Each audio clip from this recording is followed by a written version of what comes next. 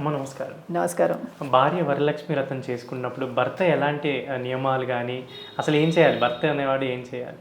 మనకి వైదిక సాంప్రదాయాలు చూసుకుంటేనేమో వాళ్ళకి సంధ్యావందనాది క్రతువులు ఉన్నప్పుడు భార్యకు పక్క నుంచి అన్నీ అందిస్తూ ఉంటుంది.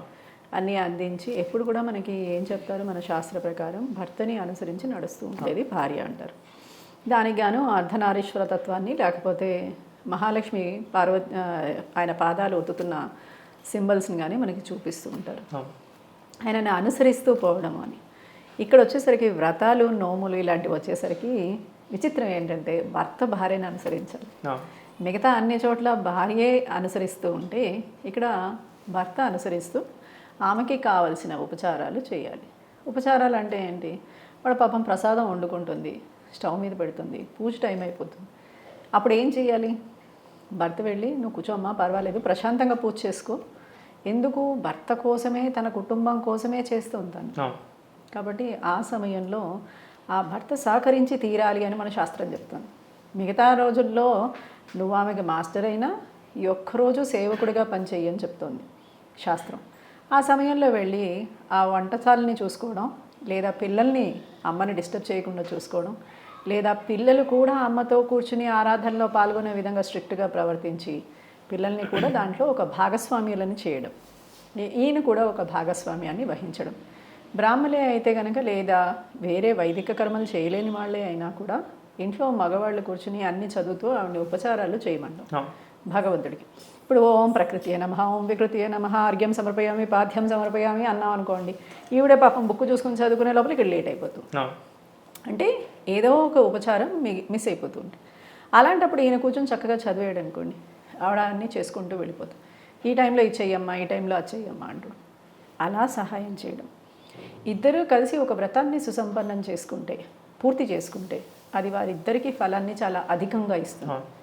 ఒక స్త్రీయే చేయడం, ఒక పురుషుడే చేయడం ఇంకొకనా. మన శాస్త్రం ఎప్పుడు కూడా కలిసికట్టుగా చేయాలి అంటుంది. ఏదైనా కూడా భర్త లేకుండా భార్య కొన్ని కర్మలకి పనికిరాదు, అలాగే భార్య లేకుండా భర్త యజ్ఞాది కర్మలకే పనికిరాదు.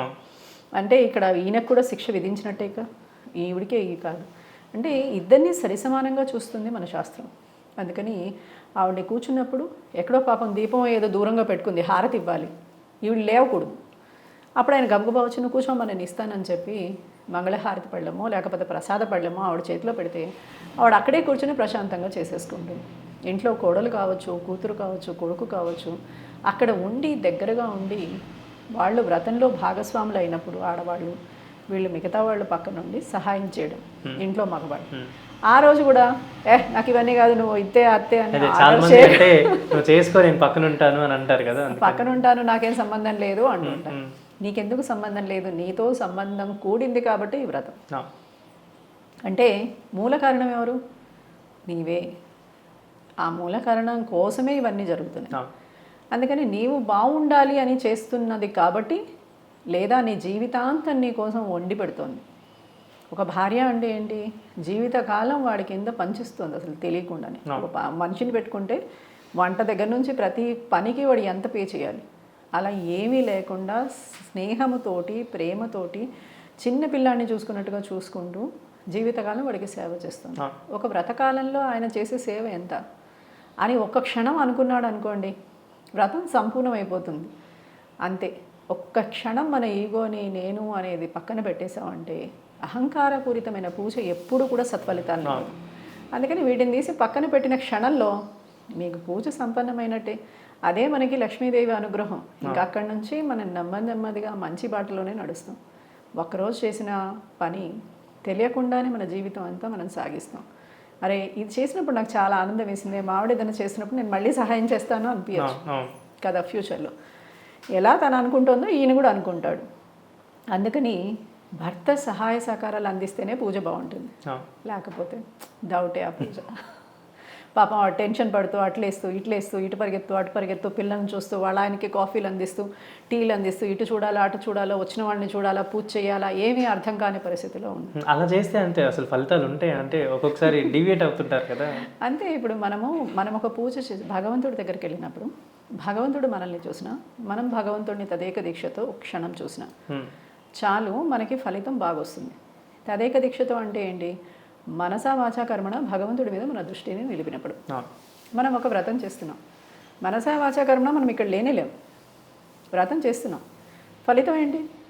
శూన్యం. అలాంటి దానికోసం మనం తాపత్రయపడి సంవత్సరం అంతా ఎదురు చూసి చాలా తాపత్రయపడి అక్కడ కూర్చుని అయ్యో నిష్ఫలం అయిపోయింది అని బాధపడ్డాం. తర్వాత అయ్యో మేము చేసామండి అయినా కూడా మాకు వ్రత ఫలితం రాలేదు అంటూ ఉంటారంతా. ఎందుకు రాలేదు? నేను ఆ సమయంలో నా పరిస్థితి ఏంటి అంటే కనుక అయ్యో నేను హాఫ్ చేశానండి, నాకు రిజల్ట్ కూడా హాఫే వచ్చింది, కరెక్టే నాకు రావాల్సినంత వచ్చింది అంటే ఎప్పుడైతే నిన్ను నువ్వు శోధించుకోవడం మొదలు పెడతావో నీకు రియాలిటీ తెలుస్తుంది. నేనేమో బాగా చేశానండి భగవంతుడే ఇవ్వలేదు అంటాం. ఆయన ఎప్పుడు పక్షపాత దృష్టితోటి ఉండడు. ఖచ్చితంగా మనం ఎలా సమర్పించామో అలా మనకిస్తాడు. ఒక కాళీ ఉపాసకుడు కూర్చొని కాళీ ఉపాసన చేస్తూ చేస్తూ చేస్తూ ఒకసారి, ఇది నిజంగా జరిగిన స్టోరీ నేను చెప్పేది, కాళీ ఉపాసన చేస్తూ చేస్తూ అమ్మవారి వదిష్యామి ఉన్న చోట వధయామి వధయామి అని చేసుకుంటూ ఉంటాడు. సడన్గా వస్తుంది అమ్మవారు, ప్రత్యక్షమవుతుంది, తల నరికేస్తుంది. అదేంటి నా తల నరికేసావు అని సోలు అడిగితే ఆ అమ్మవారు ఏం చెప్తుందంటే నువ్వేరా బాబు చెప్పింది, రోజు వచ్చి నా తల నరికే అని చెప్తున్నావు, అందుకని నేను నువ్వు అడిగింది ఇచ్చేసి వెళ్ళాను అంటే ఒక చిన్న మంత్రంలో ఒక అక్షరం తేడా వస్తేనే ఇది జరిగితే అంటే దేవుడు మనల్ని వధిస్తాడా అని కాదు మాట్లాడేది. ఇక్కడ ఏంటి అని అంటే మనం చేసే వాటిల్లో ముందే మనం తప్పులు చదువుతాం. అందుకనే మనం ఏమంటాం, క్షమస్సత్వం శేషశైల శిఖామణి అని మనం ఏదో ఒక దేవుడిని తలుచుకుంటూ క్షమని అడుగుతూ ఉంటాం. ఏ మంత్రోపచారంలో కానీ లేకపోతే ఉపచారాల్లో కానీ మా ధ్యానంలో కానీ ధ్యాసలో కానీ విషయాల్లో కానీ ఏమైనా లోపాలు జరిగినా పెట్టుబడులు లోపాలు జరిగినా క్షమించు అని అన్ని విధాలుగా క్షమాపణ అడిగేస్తున్నాం మనం ముందే, మనకు తెలుసు కాబట్టి. అలా అడిగేది ఎందుకు అని అంటే కనుక తప్పులు చేయకుండా ఉండడానికి ప్రయత్నించాలి ఒకటి, అయినా జరిగిపోతే భగవంతుడిని క్షమించమని అడగాలి. అయితే ఇక్కడ మాత్రం ఈయన సహాయపడితే అసలు తప్పులే జరగవు. భగవంతుడు కూడా పాపం అంత పెద్ద మనసు చేయాల్సిన అవసరం ఉండదు, మనల్ని ఆశీర్వదించవచ్చు. అందుకని ఈ వ్రతాల్లో భర్త యొక్క సహాయ సహకారాలు పూర్తిగా కావాలి. వరలక్ష్మి వ్రతం పూజలో చాలామంది ప్రతి సంవత్సరం కాసు కొనుక్కోవాలి అంటుంటారు, కొంటుంటారు. సో దాని గురించి ఒకసారి.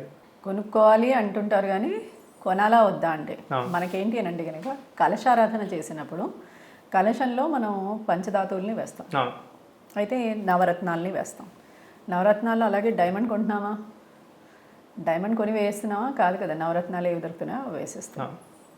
పంచధాతువుల్లో మాత్రం బంగారం ఖచ్చితంగా కొనాలని పెట్టుకుంటాం, ఎందుకంటే బంగారం మనం సేవ్ చేయడానికి కావచ్చు, ఇంట్లో లక్ష్మీ ఆరాధన చేస్తున్నాం కాబట్టి లక్ష్మీ బంగారం రూపంలో మన ఇంటికి వచ్చిందని కావచ్చు. అట్లా ఒక్కొక్కళ్ళు ఒక్కొక్క ఆనవాయితీ ఇలా పెట్టుకుంటారు. పెట్టుకోవడం ఎందుకు, ఇదంతా కావాలా కంపల్సరీ పూజలో ఉందా అని అంటే మనకి చారుమతి కథలో ఎక్కడా కూడా అమ్మవారు నన్ను లక్ష్మీ కాసుకొని ఆహ్వానం చెయ్యని చెప్పలేదు. అమ్మవారు ఎవరిని కరుణించింది, ఎలాంటి వ్యక్తిని కరుణించింది అని అంటే ఆ అమ్మాయి యొక్క లక్షణాలు చూస్తే మనకు తెలుస్తుంది. అలాంటి వ్యక్తిని కరుణించింది అంటే ఏ చాంచల్యము లేని వ్యక్తి. బంగారం చాంచల్యమేగా మనకి, బంగారంలో కలి ప్రభావం ఎందులో ఉంటుంది, బంగారంలో ఉంటుంది కలి ప్రభావం. అయితే బంగారం అనే ధాతువుకి అధిదేవత ఎవరు అంటే లక్ష్మి, కాబట్టి దానికి వేసుకోవడం అది వేరు. శుక్రుడు మన జాతకంలో బాగుంటే శుక్ర ప్రభావం కోసం అని కూడా బంగారం వేసుకోవాలి. దానివల్ల ఏంటి అని అంటే కనుక వీరికి లక్ష్మి సుసంపన్నం అవుతుంది. అందుకని లక్ష్మి వేసుకోవడం అంటే దీన్ని లక్ష్మి వేసుకోవడం కింద ఇలా వచ్చిందన్నమాట. ఇలా మనకి జాతక చక్రంలో రావచ్చు. ఇలా మనం ఇంట్లో ధనాన్ని సేవ్ చేసుకోవాలి. అయ్యో మా ఆయన ఊరికే తాగేస్తాడు, ఖర్చు పెట్టేస్తాడండి, ఎలా ఖర్చు పెట్టేస్తున్నా కూడా నాకు ఏదో ఒక రూపాయి ఇవ్వడు అంటే నేను ఏదో విధంగా కొంచెం డబ్బును చేసుకోవాలని అంటే డబ్బును చేసుకోలేను, డబ్బుగా దాచుకోలేను, వాడు తీసుకెళ్ళిపోతాడు. అందుకని ఒక కాసు రూపంలో ఇంట్లో నేను తెచ్చుకుంటే ఆ మహాలక్ష్మి అనుగ్రహం నాకు లభించినట్టు ఉంటుంది అని కాసుని కొనుక్కోవడం జరుగుతూ ఉంటుంది. అస్సలైతే ఆనవాయితీ కాదు. ఇది ఖచ్చితంగా కొనుక్కోవాలి, కొనుక్కునే చేయాలి అని కాకుండా ప్రతి సంవత్సరం ఒక కాసు బంగారమైనా కొనుక్కోవాలి. సంవత్సరానికి మనం ఒకసారి ఎంతో కొంత బంగారం కొనాలి. అంటే నువ్వేం సంపాదించావురా అంటే నీ ఇంట్లో ఉన్న భూమైనా చెప్పాలి, నీ ఇల్లైనా చెప్పాలి, నీ బంగారం అయినా చెప్పాలి, నీ ఇంట్లో ఉన్న వస్తువులన్నా చెప్పాలి కదా, నువ్వు చదువైనా చూపించాలి. ఇలా ఏవీ లేకపోతే ఎలాగా అని చెప్పి ఒక డాంబికానికి చిహ్నంగా మనము వీటన్నిటినీ ఇన్వైట్ చేస్తూ వచ్చాం లైఫ్లోకి. అందులో ఇది కూడా ఒకటి. కాసుని తెచ్చుకునేది ఎందుకంటే ఒక కలశంలో మనం ఆహ్వానం చేసినప్పుడు పంచధాతువుల్లో బంగారం ఒక ప్రధానమైన ధాతువు కాబట్టి మిగిలిన ధాతువుల్లో వెండిని మనం కాలికి వేసుకుంటాం కాబట్టి ఇది మెడలోనో చేతిలోనో తలకి అన్నిటికీ వేసుకుంటాం కాబట్టి ఇది వచ్చేసరికి విలువైంది అయిపోయింది. అందుకని దీని మీద ఇన్వెస్ట్ చేసినా రేపు మన కుటుంబానికి వినియోగించవచ్చు అవసరమైతే అనే ఉద్దేశంతో దీన్ని తీసుకురావడం జరిగి ఉండొచ్చు. కానీ మనకి ఎక్కడ ఆధారంగా కానీ నువ్వు కలశానికి కాయిన్ కొనాల్సిందే అని లేదు, కాసు లేదు. దీనికి ఆధారంగా మనం తెచ్చుకున్నవే. అందుకని నువ్వు పెట్టుకోవచ్చు, లేదు అంటే అక్కర్లేదు అనుకోవచ్చు. అమ్మవారిని కలశమే లేదు ఆహ్వానం చేయడానికి, కలశంలో కాసు ఎక్కడ వేస్తావు? కొంతమందికి కలశం ఆనవాయితీ ఉండదు, వారు ఎలాగ కలశంలో కాసు వేస్తారు? వేయలేరు. అప్పుడు వాళ్ళు ఏం చేస్తారంటే దీన్ని ఒక పసుపు దారం కట్టి అమ్మవారి మెడలో మంగళసూత్రంగా అలంకారం చేసి అమ్మవారిని ఆహ్వానం చేసుకుంటారు. అది పసుపు ముద్ద కావచ్చు, లేకపోతే వీరు తయారు చేసుకున్న రూపం కావచ్చు, లేకపోతే ఏదైనా పట్టం కావచ్చు. అలా నెమ్మదిగా కాసుల మాల తయారైపోతుంది అక్కడ కదా. ఇంత చక్కటి మాల తయారైపోయింది కదా అనుకుంటాం మనం సంవత్సరానికి కూడా కొంటూ ఉంటే. ఇది ఈజీగా ఉంటుందని కొంటూ ఉంటారు. కానీ 1 గ్రామ్ గోల్డ్, 1 గ్రామ్ గోల్డ్ ఇప్పుడు వచ్చే కాయిన్స్ కాదు నేను మాట్లాడేది. అంటే మనకి 10 తులాల బంగారం ఏదైనా ఒక నెక్లెస్ చేయించాలంటే 10 తులాలు పడుతుంది, లేకపోతే 10 గ్రాములు పడుతుంది. ఇదైతే మనకి ఒక కాసు 1 గ్రామ్లో వచ్చేస్తుంది. కాబట్టి మనం ఈజీగా చేయించగలుగుతాం. ఎక్కువ ఎఫర్ట్ చేయలేని వాళ్ళకి మనకి ఇది ఈజీగా ఉంటుంది అని అనుకుంటూ వీటిని మనం ఏర్పాటు చేసుకుంటూ ఉంటున్నాం అంతే. అయితే ప్రతి సంవత్సరం ఇలా కాసులు కొంటూ ఉంటారు. అయితే ఈ కాసుని ఎలా ఉపయోగించుకోవచ్చు? అమ్మవారికి పగడాలంటే పగడాల మాలతో జపం చేస్తే అమ్మవారు ప్రీతి చెందుతుంది, మహాలక్ష్మి. అందుకని పగడాలలో ఈ కాసుల్ని వేసి తయారు చేసి అమ్మవారి మెడలో వేసి ఆ తర్వాత సంవత్సరం అంతా స్త్రీలు ధరించేవాళ్ళు. మెడ వరకు, తర్వాత కింది వరకు అట్లా నెమ్మదిగా ధరిస్తూ ఉంటారు. పగడం నీళ్లు మన మీద పడితే కూడా మన శరీర కాంతి పెరుగుతుంది. అందుకని ఈ శరీర కాంతి పెరగడము, అనారోగ్యాలు తగ్గిపోతాయి. కుజుడి యొక్క ప్రభావం వీళ్ళ మీద ఉండకపోవడం వల్ల వీరు అగ్రెసివ్గా ఉంటారు. కామన్గా ఆడవాళ్ళు ఇంట్లో పని చేసో లేకపోతే ఏదో ఒక కారణం వల్ల మామూలుగానే అగ్రెసివ్గా ఉంటారు, చిన్న విషయాలకి కోపం వచ్చేస్తుంది. అలాంటివి లేకుండా, డిస్టర్బెన్స్ లేకుండా శాంతంగా ఉండే అవకాశం ఉంటుంది. వీరి శరీర తేజస్సు, మానసిక తేజస్సు పెరుగుతుంది అని చెప్పి పగడాల మాలతోటి అమ్మవారికి ఆరాధన చేస్తాము. కుజుడి యొక్క దుష్ప్రభావం మన మీద ఉండకుండా ఉండడానికి. ఇది ఎప్పుడు కుజుడి యొక్క దుష్ప్రభావం మన మీద ఉన్నప్పుడు ఆటోమేటిక్గా వీళ్ళు గొడవ పెట్టుకోవాలి కాబట్టి గొడవ పెట్టుకుంటారు. వీళ్ళే కావచ్చు, వాళ్ళే కావచ్చు, ఎవరైనా ఒకరినొకరు గోకేసుకోవచ్చు. దానివల్ల మొత్తం ఇల్లంతా పాడైపోతుంది. అందుకని ఈ గొడవ అవ్వకుండా ఉండడానికి కూడా ఇది పనిచేస్తే, లక్ష్మీ కటాక్షానికి కూడా ఇది పనిచేస్తుంది. ఎక్కువైపోయినాయి కాసులు అంటే కాసుల మాల తయారు చేయడం. కాసుల పేర్లు అంటాం కదా, అమ్మవారికి కాసుల పేరు అంటే చాలా ప్రీతిపాత్రమైంది మహాలక్ష్మికి. అందుకనే అమ్మవారికి ఎప్పుడు కాసుల మాలని, ఇప్పుడు మీరు ఎక్కడైనా చూడండి, శ్రీ వెంకటేశ్వర స్వామిని మీరు చూసారు, ఆయనకి కాసుల మాల ప్రత్యేకంగా ఉంటుంది. అలివేలు మంగమ్మని చూశారు, ఆవిడకి కూడా కాసుల పేర చాలా పెద్దగా ఉంటుంది. తర్వాత మీరు వెళ్ళి శారదాపీఠంలో శారదాదేవిని చూసిరండి, ఆవిడకి కాసుల మాల పెద్దది అలంకారం చేసి ఉంటారు. మీరు వాసవి మాతను చూసిరండి, ఆవిడకి కూడా కాసుల మాల ఉంటుంది. ఎందుకు ఈ కాసుల మాలకి అంత ప్రీతి అని అంటే కనుక, ఈ కాసుల మాల మీద మాత్రమే మనము ఒక ప్రతిమని చక్కగా ముద్రించవచ్చు. మహాలక్ష్మి ప్రతిమ కావచ్చు, లేకపోతే ఏదైనా రామనామం కావచ్చు, రామచంద్రుణ్ణి, సీతాదేవిని, లక్ష్మణుడితోటి కూడిన హనుమంతుడిని కూడా అక్కడ పట్టాభిషేక ముద్రతో కూడింది కూడా ప్రింట్ చేయొచ్చు.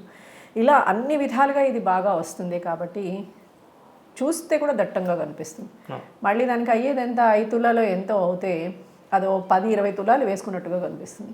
అంతటి ఘనంగా కనిపించే మాల కాబట్టి ఘనమైన సత్కారం ఎవరికైనా ఏమంటారు, ఎవరికైనా సత్కారం చేసామంటే ఒక గండ పెండేరం తొడిగారు, లేదు అంటే ఒక కాసుల మాల వేసాము అంటాం. ఈ కాసుల మాల వీడికి వేయడానికి, చిన్న కాసుల మాలకి 2 తులాలు అయితే వాడు 20 తులాలు వేసినట్టుగా కనిపిస్తూ ఉంటుందట. అందుకని దీనికి ఒక ప్రత్యేకత ఉంది. అమ్మవారిని ఆరాధన చేసినప్పుడు ఈ కాసులని కాసుల మాలగా తయారు చేయడం, చిన్నకి తక్కువగా ఉన్నాయి మన దగ్గర, పెద్ద పెద్ద పగడాలేసి, చిన్న పగడాలేసి దాన్ని అమ్మవారికి అలంకారం చేసి సంవత్సరం అంతా నిర్ధారించారు. అలా మీకు విశేషమైన ఫలితం, లక్ష్మీ కటాక్షం, కుజుడి నుంచి ప్రభావం, దుష్ప్రభావాలు ఉండకుండా ఇల్లు ప్రశాంతంగా హాయిగా ఉంటుంది. ఎక్కడికి వెళ్ళినా వీళ్ళకి అలంకారంగా చక్కగా అమ్మవారిది ఉంటుంది. వీళ్ళు కూడా వెళ్ళినప్పుడు ఎదురు వాళ్ళు మనల్ని రిసీవ్ చేసుకున్నప్పుడు కూడా చక్కగా రిసీవ్ చేసుకుంటారు. ఇలాంటివన్నీ లభిస్తాయి దీంట్లో. ధన్యవాదాలు. నమస్కారం.